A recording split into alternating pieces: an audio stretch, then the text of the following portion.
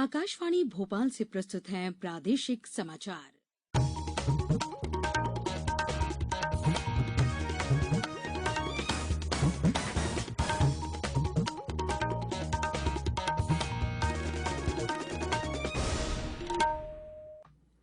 नमस्कार, समाचारों के साथ मैं पूर्वा त्रिवेदी। पहले एक अपील। देश भर में 18 वर्ष से अधिक आयु के सभी लोगों के लिए सरकारी केंद्रों में निःशुल्क टीकाकरण अभियान चलाया जा रहा है। आपसे अपील है कि कोविड रोधी टीका जरूर लगवाएं। कोरोना महामारी के प्रति कोई भी लापरवाही ना बरतें। जब तक आवश्यक न हो, घर से बाहर ना निकलें और इन आसान उपायों का पालन करें। मास्क लगाएं, 2 गज की सुरक्षित दूरी बनाए रखें, बार-बार हाथ धोएं और साफ सफाई रखें और टीका लगवाएं। कोविड से संबंधित जानकारी देने और उनके मार्गदर्शन के लिए राष्ट्रीय हेल्पलाइन कार्यरत है। इसका नंबर है 011-2397-8046 और 1075। अब मुख्य समाचार। प्रधानमंत्री नरेंद्र मोदी ने इंदौर में प्रधानमंत्री आवास योजना के बन रहे लाइट हाउस प्रोजेक्ट का वर्चुअल जायजा लिया। मुख्यमंत्री शिवराज सिंह चौहान ने कोरोना की संभावित तीसरी लहर की तैयारी के लिए स्वास्थ्य व्यवस्थाओं का निरीक्षण किया। सरदार पटेल राष्ट्रीय एकता पुरस्कार के लिए गृह मंत्रालय ने 15 अगस्त तक बुलाए नामांकन और भारतीय महिला क्रिकेट टीम ने तीसरे और अंतिम एक दिवसीय मैच में मेजबान इंग्लैंड को 4 विकेट से हराया। अब समाचार विस्तार से। प्रधानमंत्री नरेंद्र मोदी ने इंदौर जिले में प्रधानमंत्री आवास योजना के तहत बनाए जा रहे लाइट हाउस प्रोजेक्ट को नई दिल्ली से वर्चुअल वीडियो कॉन्फ्रेंसिंग के माध्यम से देखा। इस अवसर पर वीडियो कॉन्फ्रेंसिंग के माध्यम से लाइट हाउस प्रोजेक्ट की विस्तार से जानकारी देते हुए ड्रोन के माध्यम से निर्माण स्थल की वस्तु स्थिति से उन्हें अवगत करवाया गया। गौरतलब है कि प्रधानमंत्री द्वारा 1 जनवरी 2021 को देश के 6 शहरों में प्रधानमंत्री आवास योजना के तहत लाइट हाउस प्रोजेक्ट का वर्चुअल भूमि पूजन किया गया था। इसी क्रम में इंदौर कनाडिया एक्सटेंशन के आगे गुलमर्ग परिसर में 128 करोड़ रुपए की लागत से 1024 इकाइयों का सैंडविच पैनल के माध्यम से निर्माण किया जा रहा है। प्रधानमंत्री आवास योजना के तहत निर्माणाधीन लाइट हाउस प्रोजेक्ट के स्थल पर अधिकारी उपस्थित रहे। मुख्यमंत्री शिवराज सिंह चौहान ने कहा कि राज्य सरकार स्वास्थ्य सेवाओं को बेहतर बनाने के लिए प्रतिबद्ध है। उन्होंने कल इंदौर में पीसीसीटी शासकीय अस्पताल में कोरोना की संभावित तीसरी लहर की तैयारियों के लिए बनाए गए 20 बिस्तर की आईसीयू व्यवस्था का जायजा लेते हुए ये बात कही। ये आईसीयू बच्चों और गर्भवती महिलाओं के इलाज के लिए विशेष रूप से बनाया गया है। मुख्यमंत्री ने अस्पताल में ऑक्सीजन की व्यवस्था के बारे में भी जानकारी ली। इसके अलावा श्री चौहान ने नवजात शिशु गहन चिकित्सा इकाई और पुराने वार्ड का जीर्णोद्धार कर बनाए गए ऑक्सीजन की सुविधा युक्त 30 बिस्तरों वाली इकाई का भी जायजा लिया। मुख्यमंत्री ने इंदौर में कोरोना नियंत्रण के लिए किए गए प्रबंधों और टीकाकरण की उपलब्धि के लिए टीम इंदौर को धन्यवाद दिया। इंदौर प्रवास के दौरान श्री चौहान स्मार्ट सिटी में देश में पहला स्थान प्राप्त कर विशेष पहचान दिलाने वाले 56 दुकान क्षेत्र में भी पहुंचे। यहां उन्होंने स्मार्ट सिटी प्रोजेक्ट के तहत हुए कायाकल्प और विकास कार्यों का निरीक्षण किया।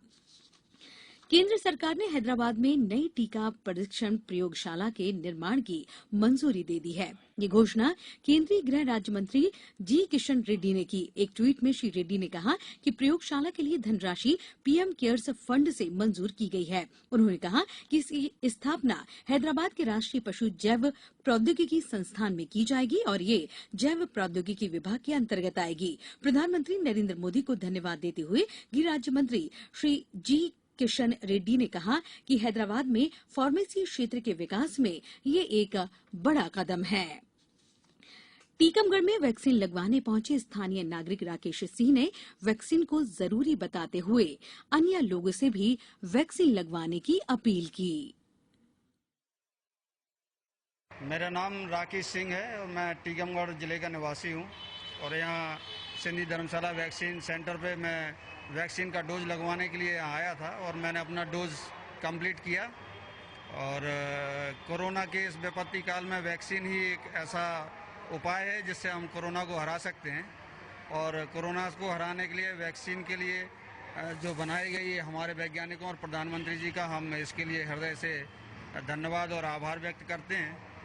और हमारे शहरवासियों से हम अपील करते हैं कि कोरोना का वैक्सीन लगाएं। इसमें ना कोई डर है और ना घबराने की कोई गुंजाइश है। कोरोना ही कोरोना को भगाने के लिए ये वैक्सीन ही एकमात्र उपाय है। इसलिए सेंटर पर आइए और अपना डोज लगवाइए। समाचारों में वक्त है एक ब्रेक का। ये समाचार आप आकाशवाणी भोपाल से सुन रहे हैं। हमारे समाचारों को अब आप कभी भी और कहीं भी अपनी सुविधा के अनुसार सुन सकते हैं। ये समाचार बुलेटिन यूट्यूब, ट्विटर और फेसबुक पर AIR न्यूज भोपाल पेज पर सुने जा सकते हैं। इसके अलावा आप हमारी वेबसाइट newsonair.com पर या AIR न्यूज ऐप पर भी समाचार सुन सकते हैं। ब्रेक के बाद समाचारों में एक बार फिर आपका स्वागत है। सरदार पटेल राष्ट्रीय एकता पुरस्कार के लिए ऑनलाइन नामांकन प्रक्रिया चल रही है। इस वर्ष नामांकन भेजने की अंतिम तिथि 15 अगस्त निर्धारित की गई है। पुरस्कार के लिए नामांकन या सिफारिशें गृह मंत्रालय की वेबसाइट पर ऑनलाइन प्राप्त की जा रही हैं। मंत्रालय ने एक वक्तव्य जारी कर कहा कि भारत सरकार ने सरदार वल्लभ भाई पटेल के नाम पर भारत की एकता और अखंडता में योगदान के क्षेत्र में सर्वोच्च नागरिक सम्मान की शुरुआत की है। इस पुरस्कार का उद्देश्य राष्ट्रीय एकता और अखंडता को बढ़ावा देने के लिए महत्वपूर्ण और प्रेरक योगदान की पहचान करना और एक मजबूत और संगठित भारत के मूल्यों को सुदृढ़ बनाना है। जबलपुर जिले में कोरोना रोधी टीकाकरण महाअभियान के तहत जिले के ढीमरखेड़ा विकासखंड की ग्राम पंचायत अतरसुमा के आदिवासी बाहुल्य ग्राम कोसम घाट में 100% वैक्सीनेशन का कार्य पूरा हो चुका है।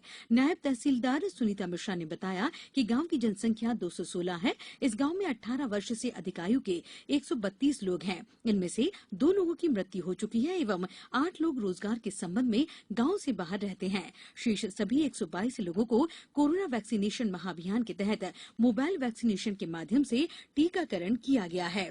इस तरह से कोसम घाट में 18 वर्ष से अधिक आयु वर्ग वाले लोगों का 100% वैक्सीनेशन हो चुका है।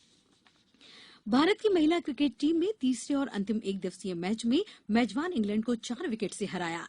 भारतीय टीम ने 3 गेंद बाकी रहते 220 रन का लक्ष्य हासिल कर लिया। कप्तान मिताली राज ने 86 गेंद में नाबाद 75 रन बनाए। इसके साथ ही मिताली एक दिवसीय क्रिकेट में सर्वाधिक रन बनाने वाली महिला क्रिकेटर बन गई हैं। इससे पहले ये उपलब्धि इंग्लैंड की कप्तान चार्लोट एडवर्ड के नाम थी। मिताली राज को प्लेयर ऑफ द मैच घोषित किया गया। इससे पहले बल्लेबाजी के लिए बुलाए जाने पर इंग्लैंड की टीम 219 पर आउट हो गई। दीप्ति शर्मा ने 3 विकेट लिए। मेजबान इंग्लैंड ने श्रृंखला के पहले 2 मैच जीते थे। टीकाकरण महाअभियान के तहत कल प्रदेश में कोवैक्सीन के दूसरे डोज के लिए विशेष अभियान चलाया गया। इसमें रात 8 बजे तक 2,65,665 लोगों ने कोवैक्सीन की दूसरी डोज लगवाई। कोरोना संक्रमण से बचाव के लिए जिन लोगों ने कोवैक्सीन की प्रथम डोज पूर्व में लगवा ली थी, उन्हें दूसरी डोज लगवाने के लिए राज्य शासन द्वारा विशेष अभियान चलाया गया। इसी क्रम में कोविशील्ड वैक्सीन की दूसरी डोज के लिए कल 5 जुलाई को विशेष अभियान चलेगा। अब कुछ समाचार संक्षेप में। नवीन एवं नवकरणीय ऊर्जा मंत्री हरदीप सिंह डंग ने कल मंदसौर के मोतीपुरा स्थित एक विद्यालय में पौधरोपण किया। कृषि मंत्री श्री पटेल व वन मंत्री डॉक्टर शाह ने खंडवा में कल उन्नत व प्रगतिशील 31 किसानों को प्रशस्ति पत्र देकर सम्मानित किया। ग्वालियर में कल खाद्य प्रसंस्करण व्यवसाय में संभावनाओं पर आयोजित परिचर्चा में उद्यानिकी राज्य मंत्री भारत सिंह कुशवाहा ने कहा कि उद्यमी खाद्य प्रसंस्करण क्षेत्र में काम शुरू करने के साथ अपने किसानों की आय में भी वृद्धि कर सकते हैं। और प्रदेश के कृषि और जिले के प्रभारी मंत्री कमल पटेल ने खरगोन जिले के बेडिया के पास कल नवीन मिर्च मंडी का शुभारंभ किया। अंत में मुख्य समाचार एक बार फिर। प्रधानमंत्री नरेंद्र मोदी ने इंदौर में प्रधानमंत्री आवास योजना की बन रही लाइट हाउस प्रोजेक्ट का वर्चुअल जायजा लिया। मुख्यमंत्री शिवराज सिंह चौहान ने कोरोना की संभावित तीसरी लहर की तैयारी के लिए स्वास्थ्य व्यवस्थाओं का निरीक्षण किया। सरदार पटेल राष्ट्रीय एकता पुरस्कार के लिए गृह मंत्रालय ने 15 अगस्त तक बुलाए नामांकन। और भारतीय महिला क्रिकेट टीम ने तीसरे और अंतिम एक दिवसीय मैच में मेजबान इंग्लैंड को 4 विकेट से हराया। इस बुलेटिन के अंत में एक अपील, हमेशा ध्यान रखें, मास्क और 2 गज की दूरी, हाथ धोना भी है जरूरी। नमस्कार।